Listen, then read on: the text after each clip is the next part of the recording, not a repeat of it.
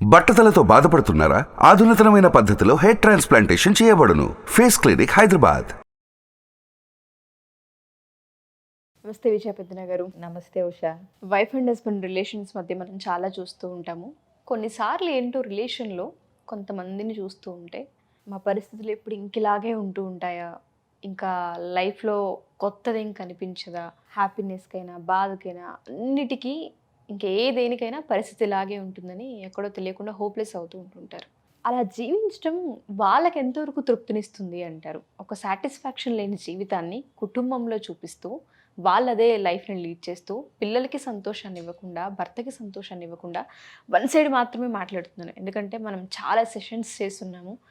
చాలా మందివి నేను విన్న తర్వాతే నాకు అనిపించింది, ప్రయత్నం ఇంట్లో ఎవరో ఒకరు మొదలు పెడితే మారే అవకాశం ఉండదా? అలా చేయలేమా ఆడవాళ్ళని అనిపించింది. దీని గురించి మనం ఏం చెప్పొచ్చు అంటాం? ఎస్పెషల్లీ లేడీస్కి ఒక మంచి టిప్ ఏదైనా. హోప్లెస్ పరిస్థితులు ఇంక ఇలాగే ఉంటాయి, ఇంటి పరిస్థితులు మారవు, మాకు అనవసరంగా పెళ్లి చేసుకున్నాం అనిపిస్తుంది, వేరే వాళ్ళ లైఫ్ చాలా బాగుంది అని ప్రతిసారి కంపేర్ చేసుకుంటూ ఒక ముసుగులో ఉండిపోతూ ఉంటుంటారు. కాయిన్కి ఇంకో సైడ్ వాళ్ళు ఎప్పుడూ చూడరు. ఒకసారి దీని గురించి ఏం మాట్లాడవచ్చు? మార్పు లేకుండా ఏది ఉండదు ఉషా. మార్పు సహజం, అర్థమైందా? ఎందుకంటే మొన్నే ఎవరో అంటుంటే విన్నాను, ఎక్కడో ఇన్స్టాగ్రామ్లోనో ఎక్కడో, అంటే తెలిసిన విషయమే కానీ మనకి రోజు కణాలు కొత్తవి పుడతా ఉంటాయి, పాతవి చనిపోతూ ఉంటాయి. అలా చూసుకుంటే ఒక సంవత్సరంలో మనకి పైన సూపర్ఫిషియల్గా రూపురేఖలు తప్పితే లోపల ఉన్న ప్రతి కణము సంవత్సరం తర్వాత ఏది కూడా మనకు పాత కణం ఉండదు. మనం కనిపించే మనం కూడా లోపలంతా పాతగా లేవు, కొత్తగా ఉంటున్నాం. రోజు కొత్త కణాలు రోజు పుట్టుకొస్తూ ఉంటాయి, రోజు చనిపోతూ ఉంటాయి. జస్ట్ ఊరికే నేను మార్పు సహజం అంటానికి అంటున్నాను. ఒక సంవత్సరం క్రితం కానీ కొన్ని రోజుల క్రితం కానీ ఒక విషయం మీద మనకున్న అభిప్రాయం ఇవాళ మెచ్యూరిటీ వచ్చిన తర్వాత ఉండదు. అవన్నీ గుర్తొచ్చినప్పుడు మనమే నవ్వుకుంటాం. మన కాలేజ్ లైఫ్ నుంచి కానీ, ప్రేమ మీద మన అభిప్రాయం కానీ, ఏదైనా సరే అంతే. ఒక మనిషి మీద అభిప్రాయం కానీ, మనం ఆ మనిషిని పూర్తిగా తెలియకముందు ఊరికే చూసి ఒకటి అనుకుంటాం. కొంచెం పరిచయం తర్వాత నాతోనే చెప్పేవాళ్ళు ఉంటారు, మీరు కొంచెం రిజర్వ్డ్ సీరియస్ అనుకున్నాం కానీ మీరు చాలా హ్యూమరస్గా ఉంటారు అని మాట్లాడతారు. ప్లస్ ఇప్పుడు ఇవాళ డ్రెస్లో ఉన్నా కదా నేను, ఇలా బయట ఎక్కడన్నా చూసి 4 వీడియోస్ చీరల్లోనే చూసినాళ్ళు, మీరు చాలా పెద్ద ఆవిడ అనుకున్నామండి, అంటే మేము అనుకున్నట్టుగా లేరు బయట అని అడిగేవాళ్ళు ఉంటారు. అంటే ఏంటంటే మన అభిప్రాయమే ఒక గంట క్రితం ఉన్నది, 10 రోజుల క్రితం ఉన్నది, ఒక సంవత్సరం క్రితం ఉన్నది మారిపోతుంది. అలాంటిది మన పద్ధతులు కొన్ని మార్చుకుంటే పరిస్థితులు మారవా? ఖచ్చితంగా మారుతాయి. ఫర్ ఎగ్జాంపుల్, ఇప్పుడు భర్త వల్ల ఇబ్బంది పడే భార్యలు, లేడీస్ అని మెన్షన్ చేసావు కాబట్టి ఒక సైడ్ తీసుకుందాం.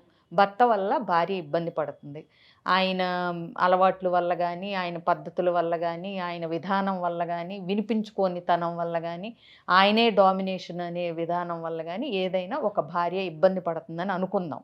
సో ఇప్పుడు ఆ భర్త ఒక బండరాయి, ఏమీ చలనం లేదు, ఈవిడ ఏడ్చింది, మొత్తుకుంది, చెప్పింది, అన్ని రకాలుగా అయిపోయినాయి, కానీ ఆయన మారట్లేదు.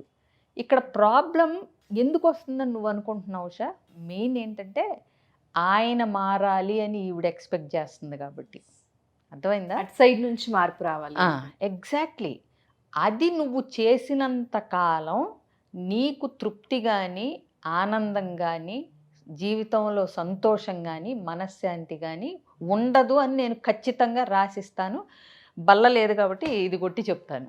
ఆయన మారితే బాగుండని ఎక్స్పెక్ట్ చేస్తున్నారని అంటే ఎలా చూడొచ్చు అంటాము? ఎగ్జాక్ట్లీ. ఇప్పుడు వస్తున్నాను, బండరాయి అని చెప్పాను కదా, నువ్వు ఈ బండరాయిని దాటితే నీకు అటువైపు సంతోషం దొరుకుతుంది. సో నువ్వు నిలబడి, బండరాయి నువ్వు కదులు, బండరాయి నువ్వు పక్కకు జరుగు, నేను వెళ్తాను, ఓ బండరాయి నీకు బుద్ధి ఉందా, దారికి అడ్డంగా ఉంటే మనిషి అటువైపు ఎలా వెళ్తాడు, నీకు చలనం లేదా, నువ్వు అదా నువ్వు ఇదా అని చెప్పి దాన్ని ఒక తన్ను దన్ని, దాన్ని 2 మొట్టికాయలు వేసి ఎవరికి దెబ్బ తగులుతుంది ఈ ప్రాసెస్ అంతట్లో? ఖచ్చితంగా మనకి. బట్ నువ్వు చాలా చిన్న కామన్ సెన్స్, నువ్వు జరపగలిగినంత జరుపుతావు, నీకు అసలు జరగట్లేదు.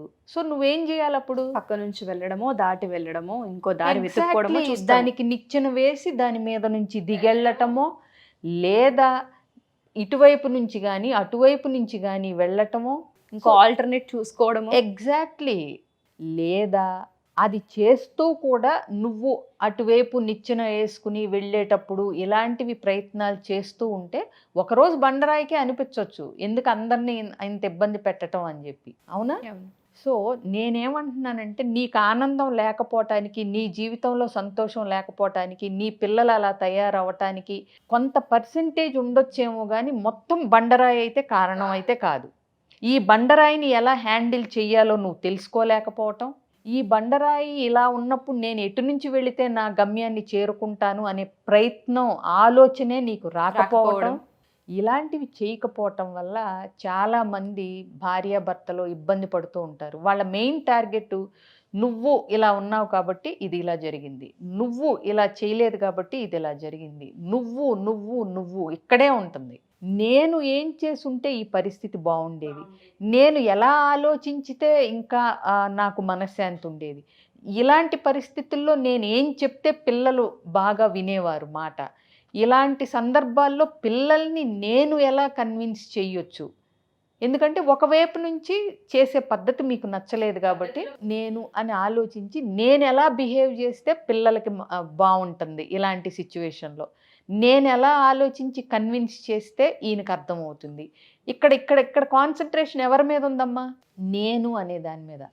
సో ఎప్పుడైతే కాన్సన్ట్రేషన్ నేను తెలుసుకోవాలి, నేను మారాలి, నేను ఇలా చెయ్యాలి, నేను అన్నప్పుడు నిజం చెప్పాలంటే నువ్వు నువ్వు నువ్వు అని చూపించినంతసేపు ఆ నువ్వు ఎవరైతే ఉన్నారో వాళ్ళల్లో మార్పు రాదు. వాళ్ళు కూడా నువ్వు నువ్వు నువ్వు అంటాం స్టార్ట్ చేస్తారు. ఎప్పుడైతే మనము ఈ పదాలు వాడుతున్నామో అవతలాళ్ళు కూడా ఆ పదాలు వాడటానికి ఒకసారి కాకపోతే ఒకసారి చేసిన దానికి అంటే అనాలిసిస్ చేసుకోవటం కానీ మార్చుకోవటానికి ప్రయత్నం కానీ చేస్తారు. ఎందుకంటే అవతల మనలో కనిపిస్తుంది కదా ఆ ప్రయత్నం అనేది. ఓకే, తను చెప్పి తను చేస్తుంది కదా, నేను కూడా చేస్తే బాగుంటుంది అనే లాంటి ఒక పరివర్తన తీసుకొచ్చేలాగా మన బిహేవియర్ ఉండాలి. కానీ ఎంతసేపు దెప్పి పొడవటం, బ్లేమ్ చేయటం, షేమ్ చేయటం, నలుగురిలో ఇన్సల్ట్ చేయటం, నీ వల్లే ఇదంతా జరిగిందంటాం. ఒక్కటి గుర్తుపెట్టుకోవచ్చా, ఒక్కళ్ళ వల్ల 70% ఆఖరికి 80% అన్నా ఉంటుందేమో కానీ 100% ఒక్కళ్ళ వల్లే నష్టం అయితే ఉండదు. ఏ రిలేషన్లోనూ ఉండదు. కొంచెం పర్సంటేజెస్ తేడా, ఒకళ్ళ 60-40 అవ్వచ్చు, 70-30 అవ్వచ్చు, 80-20 అవ్వచ్చు, ఆఖరికి 90-10 అన్న అవ్వచ్చు, కానీ 100% ఒక్కళ్ళ వల్లే ఒక సంసారంలో పిల్లల విషయంలో కానీ ఏదైనా అనర్థం జరిగింది అంటే మాత్రం ఎవరు ఒప్పుకోరు. ఎందుకంటే ఈ 80% ఇట్లా ఉన్నప్పుడు ఈ 20% నేను ఎలా మేనేజ్ చెయ్యాలి అనే ఆలోచన నీకు వస్తే స్లోగా ఆ 20ని నువ్వు 30 చేయొచ్చు, 40 చేయొచ్చు. అవతలాళ్ళ 80, 70, 60 అవుతూ ఉంటుంది. ఆ నెగిటివిటీ తగ్గుతూ ఉంటుంది. సో ఎప్పుడైనా మన యొక్క గోల్, మన ఉద్దేశం, టీం వర్క్లో ఒక మెంబర్ సరిగ్గా లేనప్పుడు టీం అంతటిని ఎట్లా గెలిపించాలి అన్న ఆలోచన ఉండాలి తప్పితే ఒక్కళ్ళని పాయింట్అవుట్ చేసి టీం మొత్తం నీ వల్లే ఓడిపోయింది, టీం మొత్తం నీ వల్లే ఓడిపోయింది అనకూడదు. ఆ టీం ఇద్దరైనా సరే. అర్థమైందా? సో ఎప్పుడూ కూడా పద్ధతి మారితే పరిస్థితులు మారతాయి.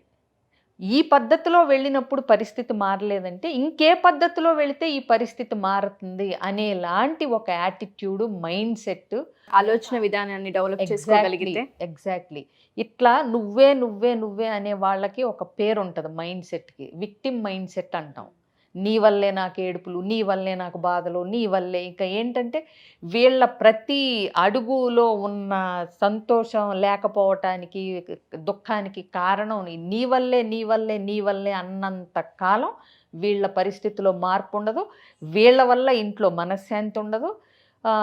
ఎవరికి ఆ ఇల్లు ఒక అంటే అందమైన బొమ్మరిల్లు, పొదరిల్లు అనిపించదు. ఇంకొకటి, ఇలాంటి పేరెంట్స్ ఉన్నప్పుడు ఎక్కువ నష్టపోయేది పిల్లలు. వాళ్ళు ఆఫ్ ట్రాక్ అవ్వచ్చు, వాళ్ళకి పేరెంట్స్ మీద రెస్పెక్ట్ ఉండకపోవచ్చు, చులకన భావం ఉండొచ్చు, they take parents for granted. ఇవన్నీ కూడా అట్లీస్ట్ ఒక్కళ్ళు ప్రాపర్గా మేనేజ్ చేయలేకపోవటం వల్ల, ఇద్దరిలో ఒక్కళ్ళన్నా ప్రాపర్గా మేనేజ్ చేయలేకపోవటం వల్ల కూడా ఈ సమస్య వస్తుంది. అంటే ఒక్కళ్ళు తిన్నగా ఉన్నా చాలా నెగిటివ్ ఎఫెక్ట్స్ తగ్గించవచ్చు. అర్థమైందా? సో అందుకనే కమ్యూనికేషన్లో కూడా మేము చెప్తాం, ఐ స్టేట్మెంట్స్ వాడండి. నాకు ఇలా అనిపిస్తుంది, నాకు ఇలా అనిపించింది, నాకు అనాలి. నువ్వు ఇలా చేసావు కాదు, నాకేమనిపించిందంటే నువ్వు ఎక్కువ విసుక్కుంటున్నావు ఈ మధ్య నన్ను అని నాకు అనిపిస్తుంది. తప్పులేదు, మనకి ఏదైనా అనిపించవచ్చు, అది నా ఫీలింగ్. అది నిజం అవ్వచ్చు, తప్పు అవ్వచ్చు. నువ్వు విసుక్కున్నావు, నువ్వు నీ వల్లే నేను ఏడుస్తున్నాను కంటే నాకు నువ్వు విసుక్కున్నావు అని అనిపించడం వల్ల నాకు ఏడుపు వచ్చింది. అప్పుడు అవతల వ్యక్తి ఏం చెప్తాడు, నేను విసుక్కోవాలనుకోలేదు, గొంతుకు కొంచెం గట్టిగా వచ్చిందంటే సరి చేసుకునే ప్రయత్నం చేస్తాడు. నువ్వు విసుక్కున్నావు అందుకే నేను ఏడ్చా అంటే, నేను ఎక్కడ విసుక్కున్నా, ఏదో ఆఫీస్ హడావుడిలో ఉండి ఆ మాత్రం దానికే ఏడవాలా, మొత్తం ఇక సీన్ రివర్స్ అయిపోద్ది. ఇప్పుడు స్టార్ట్ అవుతుంది విసుక్కోవడం. ఎగ్జాక్ట్లీ.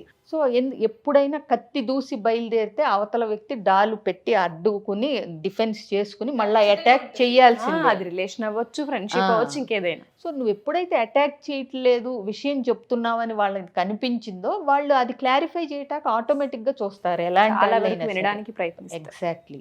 ఈ పద్ధతిలో గనక మనం మాట్లాడటం స్టార్ట్ చేస్తే, నేను నాకు అనిపించింది, రెస్పాన్సిబిలిటీ మనం తీసుకోవాలి. ఎగ్జాక్ట్లీ.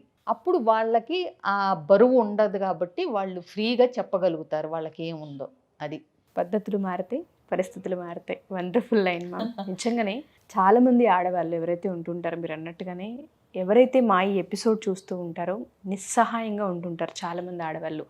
హస్బెండ్ సహకరించట్లేదు అని, పరిస్థితులు ఎప్పుడు ఒకేలా ఉన్నాయని, పిల్లల భవిష్యత్తు బాగుండట్లేదని చెప్పి, అన్ని ఫ్యామిలీస్ బాగున్నాయి, మేమే చాలా ఇదిగా ఉన్నామని చెప్పి అనుకుంటుంటారు. ప్రయత్నం మీతో మొదలైతే ఖచ్చితంగా ఇంటి పరిస్థితి మారుతూ ఉంటుంది. దీనికి సంబంధించి మీకు కౌన్సిలింగ్ కావాలి అనుకున్నా, క్లారిటీ కావాలి అనుకున్నా, విజన్ కనిపించకపోయినా, సోర్స్ అందకపోయినా విజయ పెద్దన గారి సెషన్కి కావచ్చు, లేదా మీరు పర్సనల్ అపాయింట్మెంట్ తీసుకున్నా మీ సమస్యకైతే పరిష్కారం ఖచ్చితంగా దొరుకుతుంది. Wonderful example ma'am. ప్రతి ఇళ్ళలో ఇది మనం కామన్గా చూస్తుంటాం. పద్ధతి కూడా, మాట్లాడే పద్ధతి, ప్రేమించే పద్ధతి అన్నీ మార్చుకోవచ్చు. దిప్పే పద్ధతి, నువ్వు బాలేదని చెప్పొచ్చు, అందంగా చెప్పొచ్చు, నువ్వు చేసే తప్పు అని చెప్పొచ్చు, అవతల వాళ్ళని ఒప్పించకుండా చెప్పొచ్చు. ఎగ్జాక్ట్లీ. సో ప్రతి దానికి ఒక పద్ధతి ఉంటుంది. అది ఆ పద్ధతి తెలిస్తే పరిస్థితులు అవే మారుతాయి. Wonderful ma'am. Thank you ma'am. Thank you so much. Suman టీవీలో మీ పర్సనల్ అండ్ బిజినెస్ ప్రమోషన్స్ కోసం కింది నెంబర్కి కాంటాక్ట్ చేయండి.